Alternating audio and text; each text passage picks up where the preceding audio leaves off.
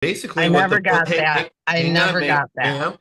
ma'am, you need to stop talking while the court's talking. This law firm has done nothing but harass me. I am here under duress. I live on Social Security. I will be 69 years old in the fall of somebody trying to sell me No, this I'm not going to Medicare tell you, B. No, I'm ma'am, I'm not finished. going I to. want to speak. Wow. You're taking advantage of somebody that's not being represented by an attorney under maritime law. I'm representing myself under the power and the attorneys of Jesus Christ. Good luck to you guys with Donald J. Trump. Maritime law is going bye-bye. A 69-year-old woman had a heated courtroom showdown with a judge today, refusing to pay her $900 credit card debt while clinging to classic sovereign citizen logic. This isn't her first time pulling this stunt. It's actually her third. Somehow, her previous 2 cases, which involved thousands of dollars, were dismissed. How does that even happen? Last I checked, simply declaring yourself above the law doesn't make it true. Drop your thoughts in the comments as we dive in and watch this sovereign citizen get completely shut down. Is counsel here for the plaintiff? Yes, Judge Hillman, Cezanne Barda. Well, you're an attorney, sir? Yes, sir. Oh, okay. All right. I couldn't tell based on the way you're dressed. We do expect lawyers to wear ties and suits for court proceedings, Mr. Barda. Yes, Your Honor. I completely apologize. There are 2 attorneys that handled our docket via Zoom today. Both failed to appear. I don't know why, and now I'm scrambling. I apologize. Okay. All right. Is Ruth Conway present? Yep. Okay. Good afternoon. All right. So this is plaintiff's motion for summary disposition. Ms. Conway, the plaintiff filed a request to have a judgment granted in this matter. Mr. Barda, do you wish to proceed? Yes, Your Honor. Our motion is based on MCR 2.116 C9 C10. We don't believe there's a genuine issue of material fact to move forward to trial. This is a straightforward collection matter whereby it was original creditor of Credit One Bank. LVNB purchased that, and all the chain of title and bill of sale documentation is attached to our motion.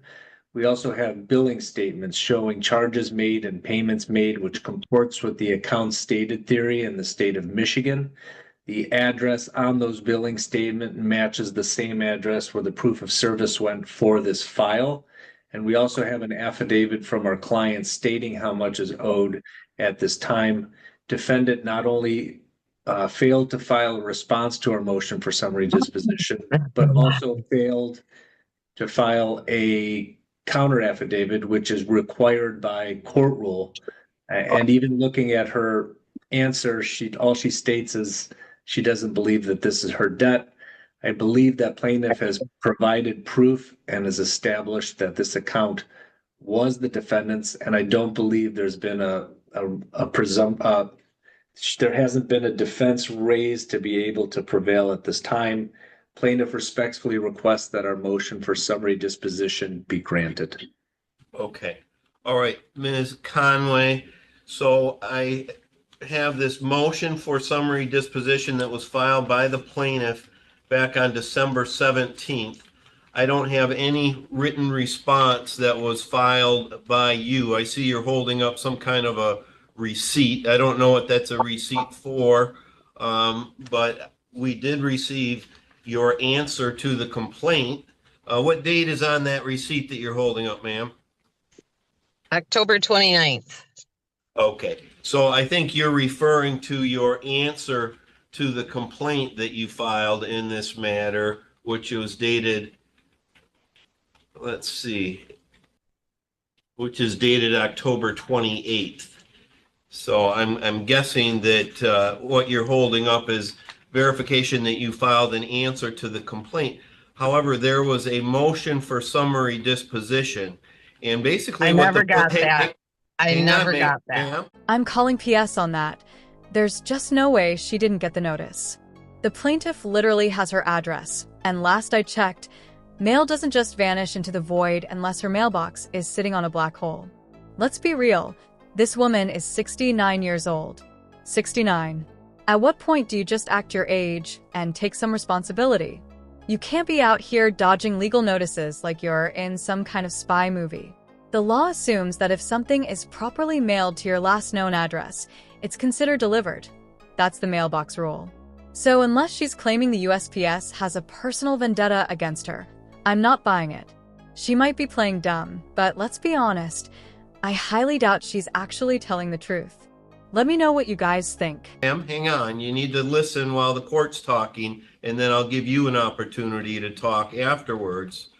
So there was a motion for summary disposition. That's a request for a judgment, and it has an affidavit attached to it, and it has bills showing that you had a Credit One credit card and that you had made certain charges. It looks like there's charges to Meyer and Mason. There's charges to the city of Mason on the credit card, Dollar Tree, and Celebration Cinema. And what the plaintiff has indicated is that that Credit One account was purchased by LVNV funding, the plaintiff in this case, and that based on the fact that you had used the credit card and you had made payments on the credit card under Michigan law, that's a cause of action for account stated, and you would have an obligation to file an affidavit indicating that those were not your charges and you did not have an account with Credit One, and you've not filed that. Is there anything you would like to tell the court, ma'am? This is the time for you to make your response. Okay, I'm making this statement. I am here under duress. I have formally put in a formal complaint to the Consumers Finance Protection Bureau. I don't know who LVNV Funding is. I have never heard of them in my entire life. This law firm has done nothing but harass me with document after document. I had 3 collection agencies approach me on this matter. I contacted the other 2, told them exactly the same thing I told this firm, but this firm has continued to harass me. I have made that formal complaint to the Consumers Finance Protection. Whether they protect me or a loaning institute is another story. I am here under duress. I live on Social Security. I will be 69 years old in the fall, and I do not have a job. I do not work. I have 14 grandchildren. I'm a mother of 5, and 2 of them are veterans of the United States military. I help with my 14 grandchildren. So I don't have a job. I will collect Social Security. Okay, let me ask you this. Did you have a credit card at Credit One? I do not ever recall having a credit card from any place. Oh yeah, this lady's top-tier defense is just so strong. Seriously convincing stuff here. So, because she has kids and grandkids and doesn't have a job, that somehow means she doesn't have her own credit card? Make it make sense. Not having a job doesn't magically erase financial responsibilities. She's clearly just unemployed, living off Social Security and her other credit cards. Credit card companies don't care how you pay them back, just that you do. But her entire defense is basically, I have a family. Yeah, good luck with that. The judge is about to go off on her in just a few minutes, and I honestly can't wait to see it. Let's dive back in. And especially, I would never have a credit card with a small amount of credit. In my past, whenever I had credit, it was a decent amount of money that I had on a credit card balance that I was allowed to borrow. I don't know. You tell me why I get a phone call every other day of somebody trying to sell me. No, I'm not going to tell you. No, I'm finished. I want to speak. Wow. That I get a phone call every other day.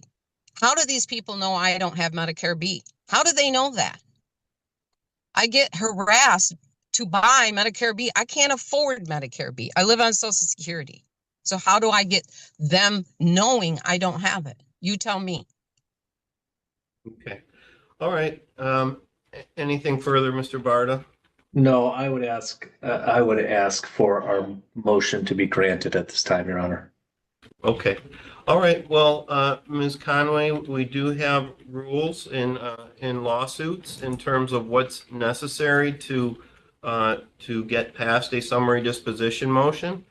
You would have been required to file an affidavit verifying that you never had any credit card with Credit One, and that you were not the person that used this credit card that was in your name and made out to your address. And Excuse me, but I was never asked. I was never asked by the court or received a document telling me I needed to do that. You're taking advantage of somebody that's not being represented by an attorney under maritime law. I'm representing myself under the power and the attorneys of Jesus Christ. Okay. All right. Thank you, ma'am. So a summary disposition is granted for the plaintiff. And I live on Social Security. I know federal law. Ma'am, you need to stop talking while the court's talking. Mr. Barta, you can submit a judgment under the 7-day rule with the court. That's all for the record. Good luck, ma'am. Thank you, Your Honor. Good luck to you guys with Donald J. Trump. Maritime law is going bye-bye. You're going to have to all relearn constitutional law. Thanks to MAGA and us anons. Well, that took a weird turn. Some people really have a victim complex, and this woman is the perfect example. She refuses to pay what she owes, plays the victim to the judge, and now, somehow, she's crying about Donald Trump. Like, ma'am, what does that have to do with anything in this courtroom right now? I have no clue what she's even talking about, and honestly, I don't think she does either. I'm not even into politics, but that just sounds ridiculous. The law isn't some pick-and-choose system where you get to ignore it just because you don't like your situation. Whether she agrees with it or not, debt laws exist, and she's still responsible. She still owes what she owes, and trying to derail the case with some random political rant isn't going to change that. At the end of the day, the law is the law. It doesn't care about excuses, distractions, or whoever's trending in the news. If you take out a credit card, use it, and don't pay it back, that's a breach of contract. Simple as that. Judges have heard every excuse in the book, so pulling the woe is me act isn't going to magically erase her debt. She signed for it, she used it, and now she has to deal with the consequences. That's just how contracts work. I know these sovereign citizens hate contracts, but she literally agreed to one the second she got that credit card. But hey, let me know what you guys think. Was she actually confused, or just playing the victim? Make sure to like and subscribe if you want more content like this, and drop your thoughts on this court hearing in the comments. Appreciate you all for watching. Take care.